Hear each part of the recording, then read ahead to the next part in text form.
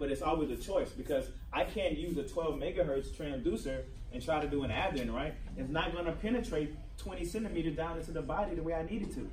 Okay, 12 megahertz is probably only good for about 7 centimeters deep into the body. You know, where with a lower frequency transducer, I like the C5, I can probably go 25 to 30 centimeters deep into the body. Unfortunately, I'm losing image detail. Okay, but that's what we do in ultrasound. That's what we do in ultrasound. Okay. Sorry guys, we're good on wavelength? Yep. Good on wavelength? Okay. What's our units of wavelength? Meter unit of distance, right? Meter unit of distance. All right, guys. So let's talk about propagation speed. Propagation speed is just the rate at which sound travels in the medium.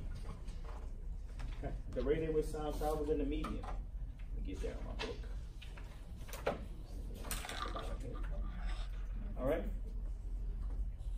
Our units for propagation speed are going to be meters per second. You guys know, or any unit of distance divided by the time. So you guys know all of the different ways to calculate how fast sound is moving in soft tissue.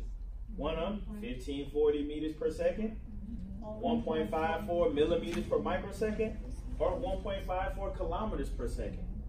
Okay, those are all the same thing. They're all just expressed in different. Remember, we're not changing the picture, right? We're just changing the manner of presentation. All right. So we're just changing the units. All right. Our typical values are going to be 500 meters per second to 4,000 meters per second, depending on the tissue. All right.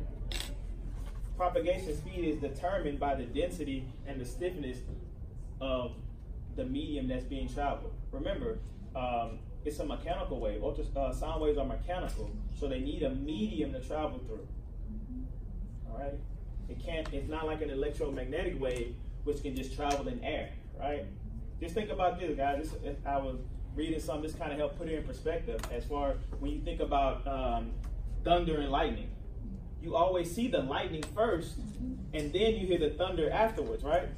That's because light waves travel 1,000,000 times faster than sound waves, because they're in open air. So light wave is going to travel a lot faster in open air. Remember, ultrasound needs a medium. Air is not a great medium for sound to travel. Okay, which is why you hear it so much later after the lightning has struck. Okay, I thought that was a real cool way to present that. Cool way to represent that. All right.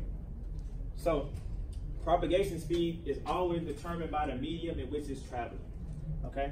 All sound, regardless of the frequency, travels at the same speed through any specific medium. So it doesn't matter whether I have a 5 megahertz transducer or a 12 megahertz transducer. If I'm in soft tissue, they're always going to travel at 1540 meters per second. Okay?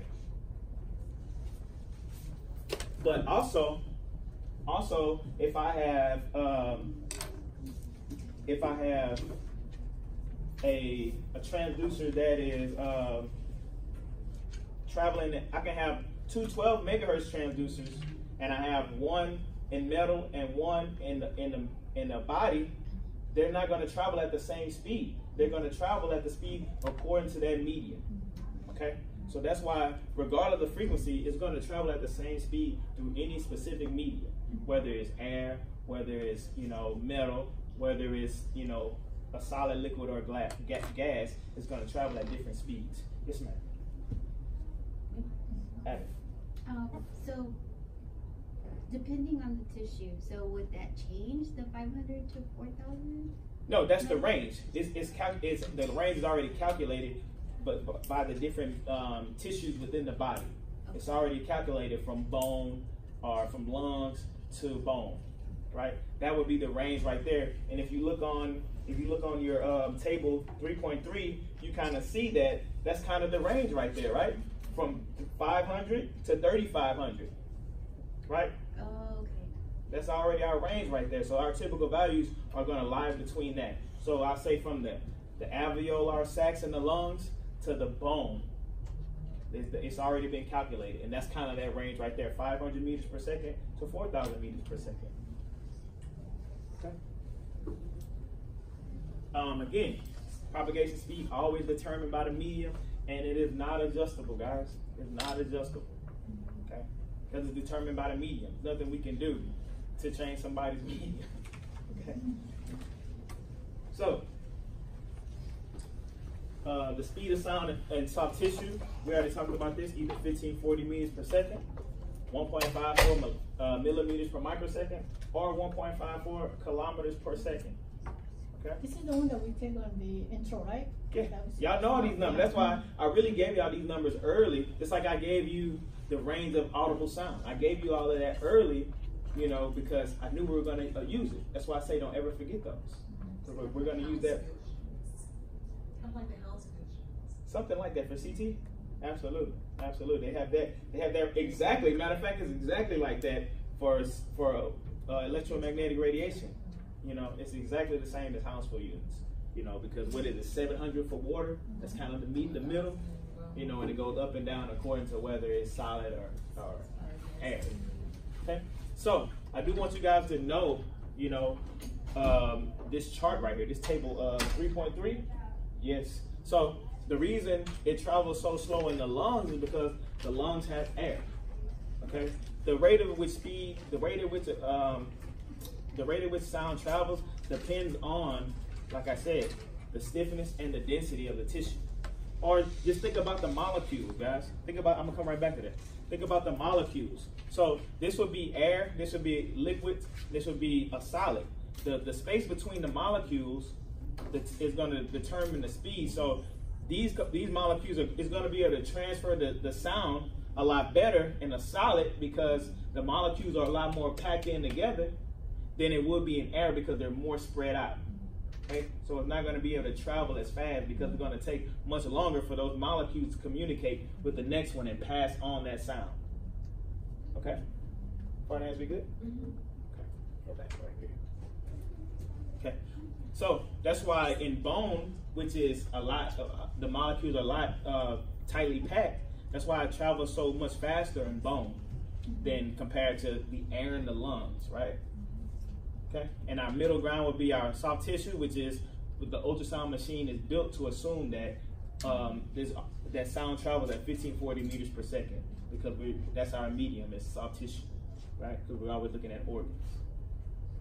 All right, but I do want you guys to know the other ones, guys. Just like on anything, these numbers can be slightly off. If you Google speed of sound in biologic media, it may say in the liver it travels at 1570 meters per second, right? It may say that, you know. This is just what this book says, but just know kind of like that roundabout range of how fast it's traveling, okay? Because a lot of times I don't want you guys to think that you're going to take the SPI and it's going to be exactly what Edelman has in his book, because it won't. Because you look at another physics book, it may change. That's why in another physics book I was reading, bone, it travels at 3,700 meters per second. Okay, so just kind of know that, but don't just assume that it's going to be exact what the Edelman book has. Okay, and that's why the range again is from 500 meters per second to 4,000, just to cover that whole area. Okay, so again, that's assuming that in the soft tissue, that's basically about a mile per second that sound is traveling. All right. So speed, or propagation speed, is equal to the frequency in hertz or per second, right, times the wavelength. All right. So we know our speed travels in 1 megahertz is going to travel at 1.54 millimeters, right? Right, that's the length of our wave, right? 1.54 millimeters in 1 megahertz, right? Remember, what's the length of our wave in the 2 megahertz transducer? 0.77, right? Okay. So therefore, our propagation speed, and this is associated with soft tissue, is going to be 1.54 millimeters per microsecond. And I'm using microseconds because we have to use a complementary unit to the millimeters, right? We're good? Okay. Okay, so let me know if I'm going too elementary for you and we have a good understanding. Keep me moving. Keep me moving. If So I we got don't divide speed with frequency. We don't divide soft tissue measurements with the frequency, which gave us 0.7. that's going to give you the wavelength. The wavelength. Okay. We're solving for propagation speed now. That's going to give you the wavelength. Okay. 1.54 millimeters divided by whatever the frequency of the transducer is going to give you the wavelength.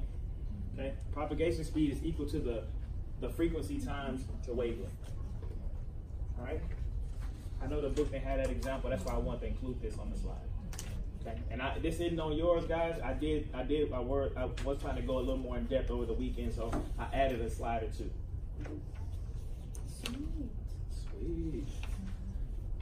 Alrighty. So again, the speed at which sound travels from one place to another depends on the medium and how closely packed the molecules are in the matter. Okay. A medium is a substance that allows sound waves to travel through it. When there is no medium, no sound can be transmitted. Of the three mediums, solid, liquid, and gas, sound waves travel the slowest through gases. Why? Because their molecules are a lot further apart. It takes longer for that sound to travel from one molecule to the next. Okay? Faster through liquids and fastest through solids. All right? So as a general rule, sound travels faster in liquids, slower in liquids, and slowest in gases. Okay? Just the opposite statement I just made. So it averages around 330 meters per second in air, in water, 1,480, and in metals, 200 to 7,000. What? I'm sorry, 2,000 to 7,000 7,000 what? meters per second. Yes. Meters per second. Okay, I do have a little video I discovered that I thought was pretty good at explaining that. It works the first time. It should have started right on that time I wanted it to.